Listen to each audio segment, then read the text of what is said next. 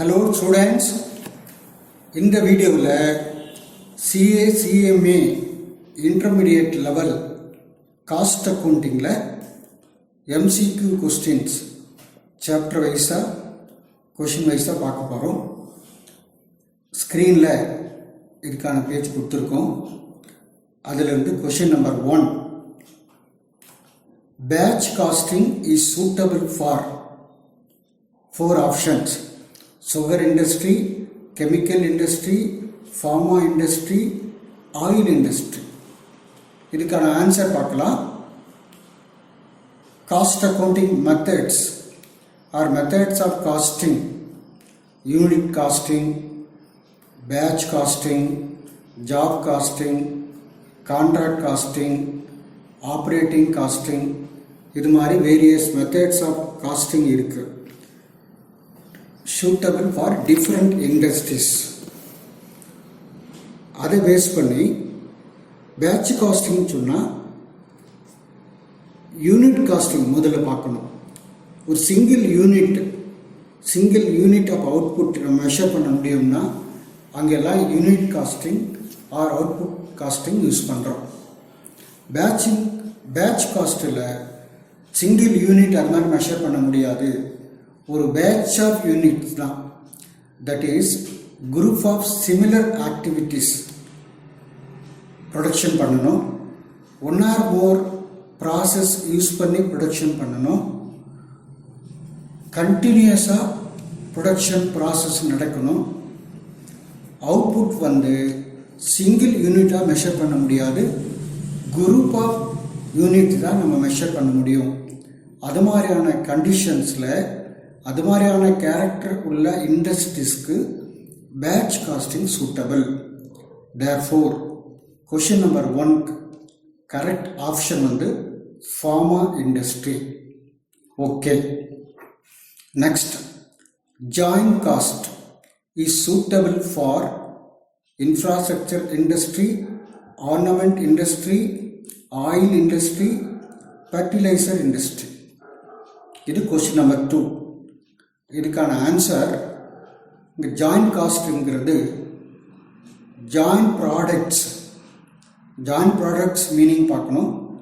ஒரே input but output மட்டும் 1 or more 2 or more finished goods வெளியில் வரும். அது மாதிரியான ஜாயிண்ட் ப்ராடக்ட்ஸ். அந்த ஜாயிண்ட் ப்ராடக்ட்ஸ்க்கு ஃபஸ்ட்டு காமனாக ப்ரொடக்ஷன் ஃபங்க்ஷன் நடக்கும். ஒரு ஸ்டேஜுக்கு பிறகு டிஃப்ரெண்ட் ப்ராடக்ட்ஸ் எமர்ஜ் ஆகும். அதுக்கு பிறகு செப்பரேட் காஸ்ட் ஆகும். ஒரு ஸ்டேஜில் ஜாயிண்ட் காஸ்ட்டு, அதுக்கு அடுத்த பிறகு செப்பரேட் காஸ்ட். இந்த இன்ஃபர்மேஷன்ஸ்லாம் எதுக்கு சூட்டபிள் ஆகும்னா ஜாயிண்ட் ப்ராடக்ட்ஸ் மேனுஃபேக்சர் பண்ணுறதுக்கு. ஜாயிண்ட் ப்ராடக்ட் எந்த இண்டஸ்ட்ரீஸ்லேருந்து நமக்கு சூட்டபிள் ஆகும்னு சொன்னால் இன்ஃப்ராஸ்ட்ரக்சர், ஆர்னமெண்ட், ஃபெர்டிலைசர் இதெல்லாம் சூட் ஆகிறத விட ஆயில் இண்டஸ்ட்ரி தான் மோஸ்ட் சூட்டபிள். பிகாஸ் எக்ஸாம்பிள் எடுத்துக்கிட்டிங்கன்னா நம்ம ஃபஸ்ட்டு ஆயிலிருந்து பெட்ரோலியம் ப்ரொடியூஸ் பண்ணுறோம், டீசல் ப்ரொடியூஸ் பண்ணுறோம், கெரோசின் ப்ரொடியூஸ் பண்ணுறோம். இது எல்லாமே ஜாயிண்ட் ப்ராடக்ட். பட் இன்புட் ஒரே ஒரு தான் க்ரூட் ஆயில். அதுலேருந்து நம்ம டிஃப்ரெண்ட் அவுட்புட் வருது. அதனால் joint cost is suitable. That is joint product is available in the case of oil industry. So question number 2க்கு correct option C. Okay, next question பார்க்கலாம். Cost units of hospital industry is 4 option கொடுத்துருக்காங்க. முதல்ல cost யூனிட்னா என்னன்னு பார்க்கணும். தென் hospital இண்டஸ்ட்ரிக்கு பார்க்கணும். Cost unit சொன்னால் எந்த மெஷர்மெண்ட்டுக்கு, எந்த ஆப்ஜெக்ட்டுக்கு நம்ம டோட்டல் காஸ்ட் கண்டுபிடிக்கிறோமோ அதுக்கு பேர் cost unit. It varies with industry to industry. For example, ஹாஸ்பிட்டலில் பார்க்கும்போது ஒரு பேஷண்ட்டு ஒரு நாளைக்கு தங்கினா எவ்வளோ காஸ்ட் ஆகும் அப்படின்னு பார்க்குறோம். அதுவே ஒரு எஜுகேஷனல் இன்ஸ்டிடியூஷன்னா ஒரு ஸ்டூடெண்ட்டுக்கு ஒரு வருஷத்துக்கு அல்லனா ஒரு செமஸ்டருக்கு எவ்வளோ காஸ்ட் ஆகுதுன்னு பார்க்குறோம்.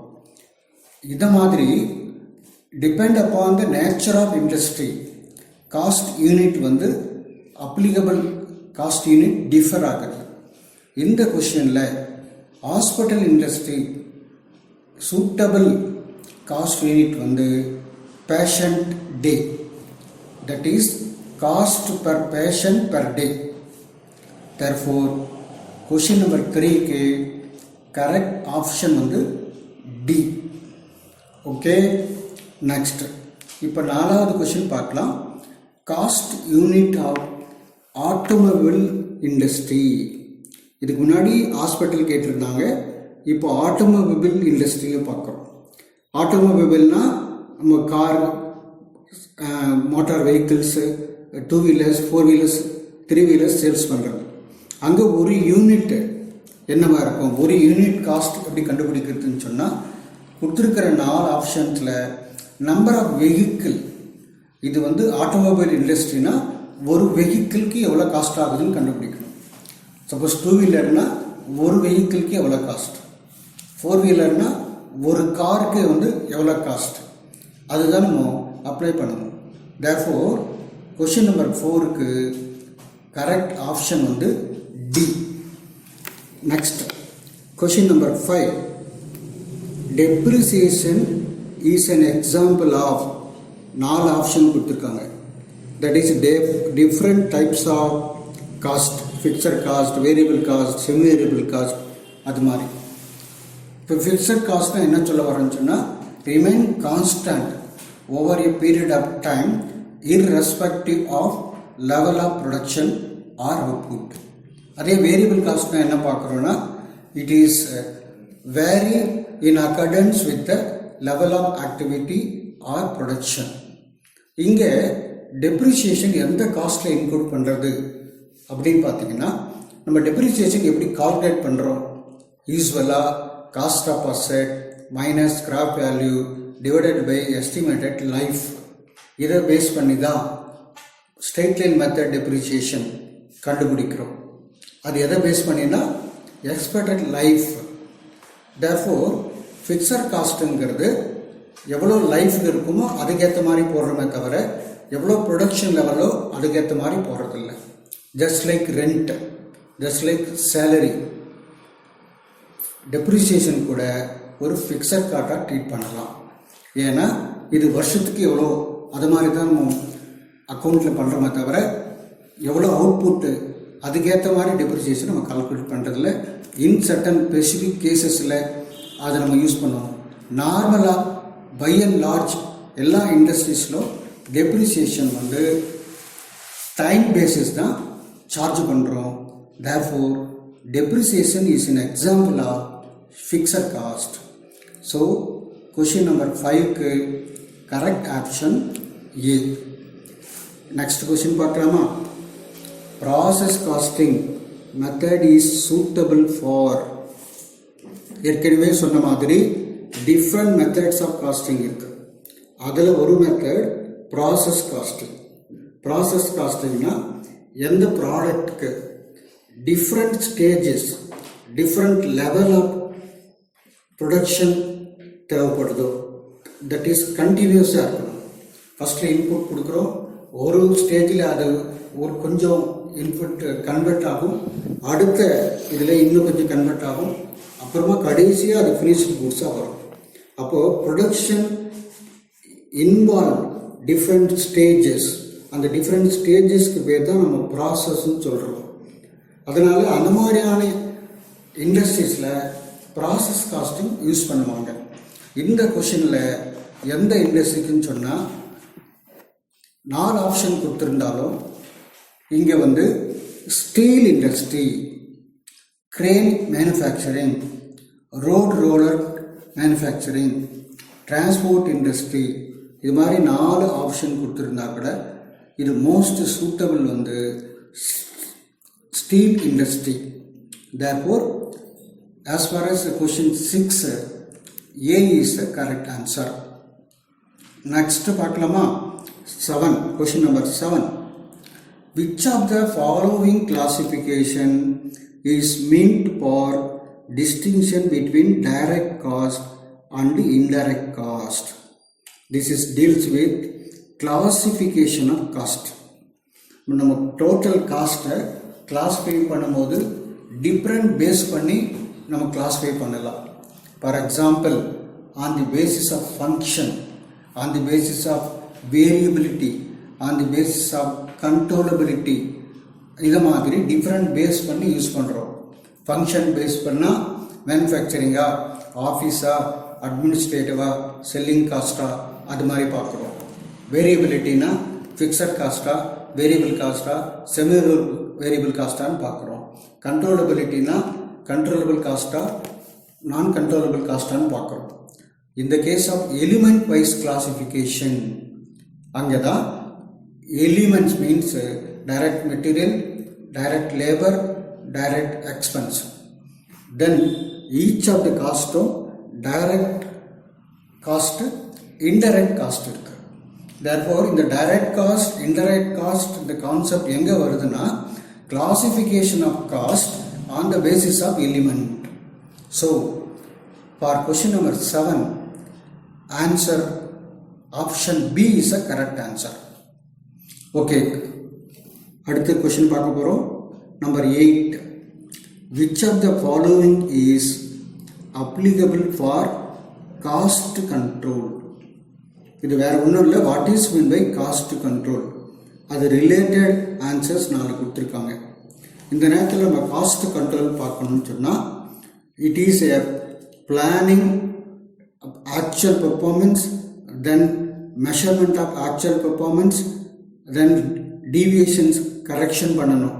இந்த மாதிரி ஜென்ரல் டேர்ம், மேனேஜ்மெண்ட் டேர்மில் control means first planning, then performance, then correction.